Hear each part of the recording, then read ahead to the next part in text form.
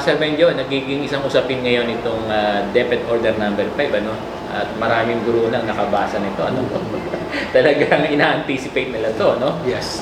Yung ano bang DepEd Order to, yung overtime pay, tama ba ako?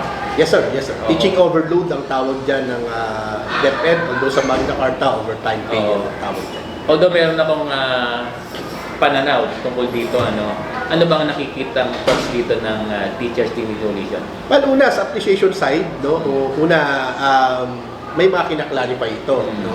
Una, kinaklarify ito no, na ang teacher ay 6 hours lamang Okay. ay pwedeng mag-stay sa school and other 2 hours na devoted supposedly. Siguro, Sir Benjo, alinawin natin, Sige. paano magkakaroon ng overtime pay ang guro? Anong sitwasyon? Pag lumampas, Anong case? pag lumampas ng 6 na oras, yung 6 na kanyang oras. actual teaching. E paano kung halimbawa may ginawa lang na tungkol sa intervention yung teacher? Pumasok ng maga, nag-intervention siya ng hapon dahil kailangan. Yun ba may overtime pay? Well, yung intervention at remediation Oo. ay pwedeng pumasok no, doon sa... Pero hindi naman yung regular sa Benjo. Ano lang yan? Pwede natin once a week. Yes sir, pwede rin. Bibilangin natin yan. No?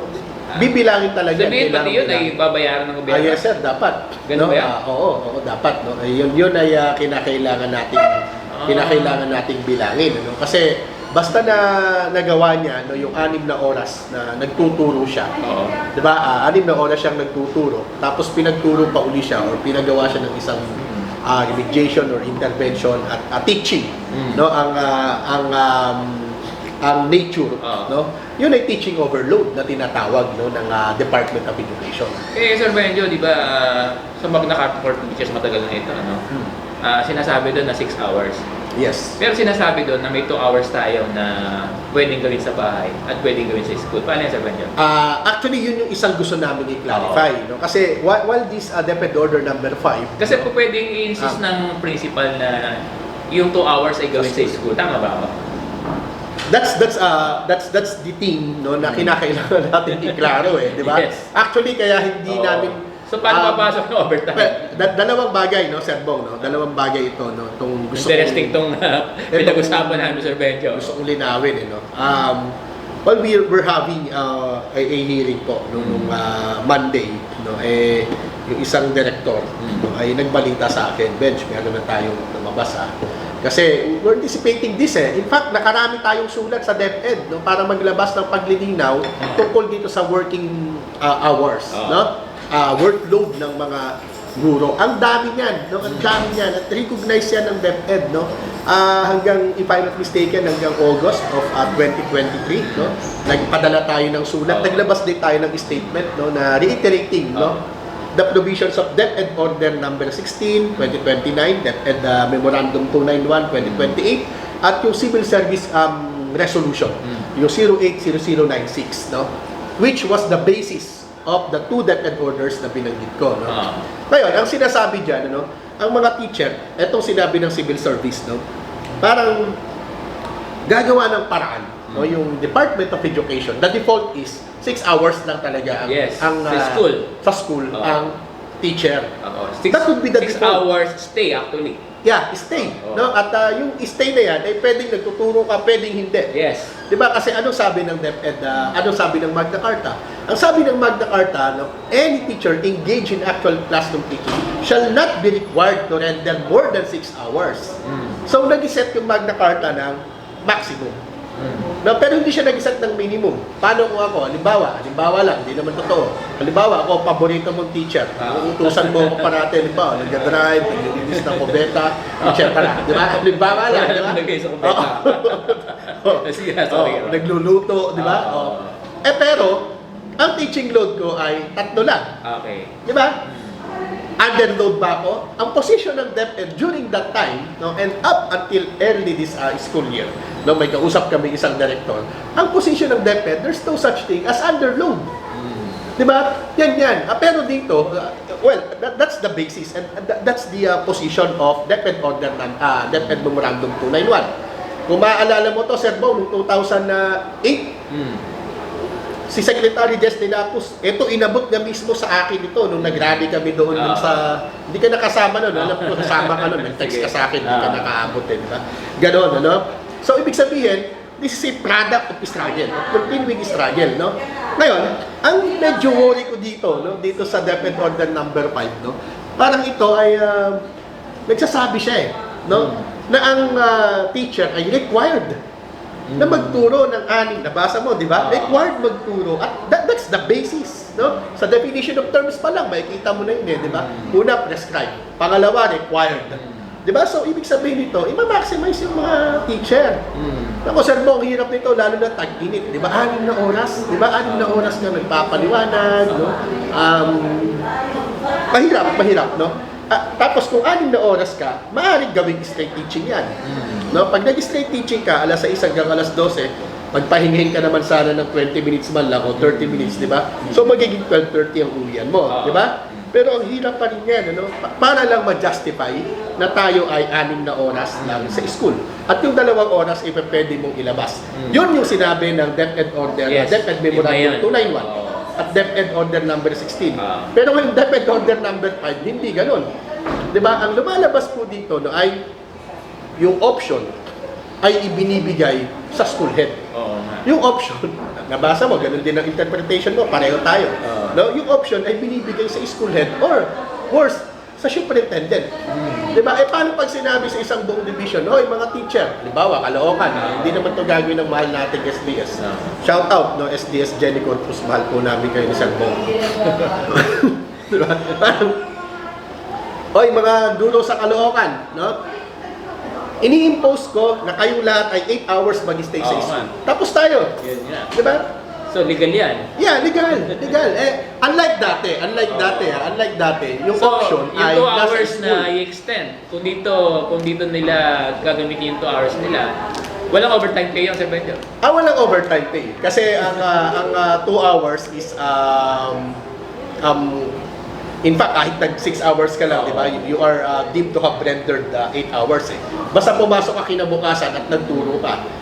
Isang maganda rito naman, Sir Bong, sabi ko nga sa'yo, binabalansa namin ito Isang maganda rito, it doesn't require MOBs. Di ba? Hindi siya nagre-require ng MOB Di ba? Unlike dati, di ba? Hindi rin naman nire-require. Pero ang sinasabi kasi, ganito kahirap dito sa DepEd. Ang daming interpretation. 47,000 interpretations meron tayo. Because we have 47,000 principals. Ganong karami. Pero mo yung A, B, C, D, E, F, G, hanggang H yata yun, yung ibang mga school heads, pinapagawa lahat yun, kung di ba naman mga ewan, di ba? Ang sinasabi doon, any of this, ibig sabihin, gumawa ka ng lesson plan, tapos ka na. Dito, hindi siya nag-require. But of course, iba yung may ibang order for DLL, DLP, di ba? Kaya, syempre, required pa rin naman yung lesson planning. Ang iniisip ko dito Sir Benjo is pagbabayad ng overtime is halimbawa, 'di ba katulad dito sa NCR, 2 shift no. Yes. Parang iniisip ko dito yung ang implementation nito ay may load ka sa first shift at kung magkaka-load ka sa second shift, 'di ba dahil sa inadequacy of teachers. Hindi ba doon yung sinasabing magkaka-load overtime? Pwede yun. Ganun Pwede yun. At lumalabas din doon sa order, sinasabi niya, doon sa mga area na talagang may kakulangan no, ng mga it can be like that, di ba? Yes, no, at dumidepende daw yun doon sa base natin sa latest. Pero ako, worry ko bago lumabas itong order, ang dami ko nang naririnig na chismis, hindi ko pa lang naman binabanggit yan dahil chismis nga di ba? Na i-declare daw yung mga teacher na excess teacher, malamang narinig mo to, na chismis din, di ba? Kasi, ang dami daw underload. Di ba? Ang dami daw underload. Pag tinignan natin yan, halimbawa, lalo ngayon, pag-usapan din natin Sir Benjo, yung admin task, inaalis na sa mga teachers, Exactly, no? At i-maximize na yung teaching load sa teacher. Yeah, pag maximize ito, Sir Bong, hindi na mag-hire ang DepEd. Ganun. Ng bagong teacher. No, they do need. Hindi ko sinasabing gagawin nila yan, but they could justify, no? And they do need to hire new teachers, no, or the government, no, doesn't need to create teaching position items, di ba? Why? Kasi kung dati, 4 na oras lang ako nagtuturo, 4 na oras si Ma'am Jenny nagtuturo, halimbawa, si Ma'am Lulu nagtuturo ng 4 na oras, 4 na oras lang kami lahat. Eh gagawing 6 na oras, di ba kaming tatlo? Di ba? Pag naging 6 na oras kaming tatlo, hindi na kailangan si Ma'am Lulu. Oo. Kaming dalawa na lang ni Ma'am Jenny ang magiging teacher. Anong gagawin kay Ma'am Jenny? Dadalhin doon sa Ibang school. Oo, doon sa Bagumbong o dito sa May Paho, di ba? Para ma-compensate naman may yung pangangailangan naman ng mga school na there, they could justify the transfer. Di ba? Sa transfer, ang Kahit sinasabi malayo yan, dun pag sa... excess ka. Kahit malayo dun sa tinitirahan ng teacher. Well, basta within the division. Di ba? Kasi pag tinignan mo ngayon, Sir Bong, itong bago, pag tinignan mo, appointment ng mga teacher 1 within the division. Di ba? Kaya kung ikaw ina-appoint sa Rosario, La Union, kinailangan kang dalahin Eh, ang sa lalayo Subic. niyan. Well, no, sa Subic. Tapos ka. Bakit? Hindi ka makakaangal Bakit? In-appoint ka sa La Union. Hindi ka naman in-appoint doon sa Santo Tomas National High School, no? Kundi doon ka in-appoint sa Division of La Union. So, pwede kang dahil sa Sudipen o sa Bacnotan or sa nag-serve ka doon sa San Juan, di ba? So, yun po yung isa nating gustong iklaro dito. Hindi tayo nagsasara, but at the same time, hindi natin to agad-agad ipinagdiwang dahil delikado di ba? O kasi merong nagdiwang na agad rito at tayo tuloy-tuloy yung usapan natin dito, no? Until I think February, no, na nakapag-usap po tayo sa undersecretary na who formulated this, no. Banggitin ko na, no, Yusek Cabral, di ba? Wilfredo Cabral. Yeah, and then doon sa mga tao ng BHROD, no. So may mga usapan tayo dito, no. Kompleto po dokumento natin diyan, no. Kaya naman natutuwa tayo dahil una, babalikan ko, di ba? Tinututuwa natin yung declaration ng DepEd, no, na ang ibibigay na ay pera.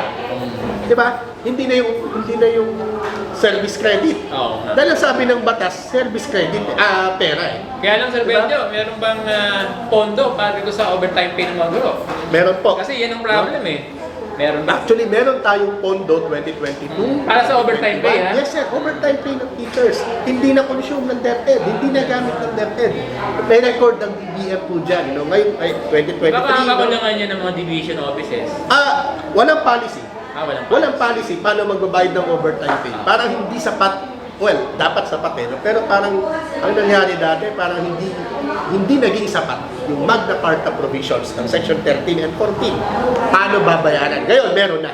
Diba, meron na, no? Pero, ano rin tayo dyan, Sir Bong? Hindi tayo masyadong umaasa dyan. Kasi palagi yan natin nasasabi, na malaking sinosoli na savings ng DepEd, Exactly. Yan yung problema Hindi natin. nagagamit, Hindi na kalahati, yung na-consume. May record ako niyan, iba-vlog ko mamaya. Last po dyan sa sinasabi mo. Sabi rin naman dito ng DepEd Order number 5, pag hindi kinaya ng pondo, abay service credit ulit yung ibibigay. So okay naman sa mga teacher service credit? Well, yes, no?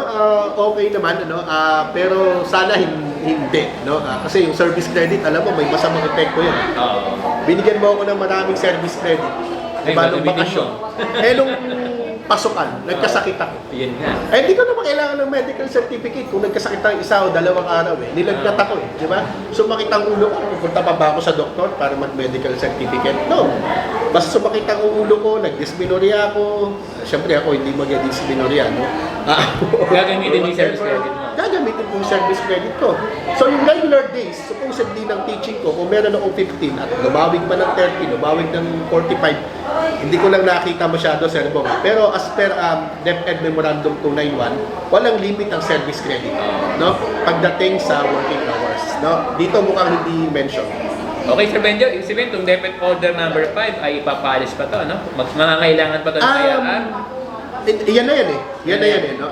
Siguro clarification. Ang DepEd naman sanay dyan diba? Kasi supposedly the process, no, of policy making. Ay, sabihin, i-implement na to. Na to. Oo. Ang sabi doon, immediately, no, tapos kapag anong tawag itong doon? next school year. Owner ng UP, no? Basta yan ay publish na, okay. Next school year. Start na to. Dapat nga ngayon diba? Ngayon, Hindi ko masyadong nakita no, kung Basta effectivity kasi ng DepEd order, laging immediate yan eh, Sir Bong. Sige Sir Benjo, hindi na natin nahabaan yung vlog natin ngayon. Ano? Sige. Para sa topic na to, ano? Marami pa tayong susunod na vlog. I-check ko sana Okay. kung kung kailan mag-isimula. Maraming salamat sa iyo, Sir Yes, Benjo.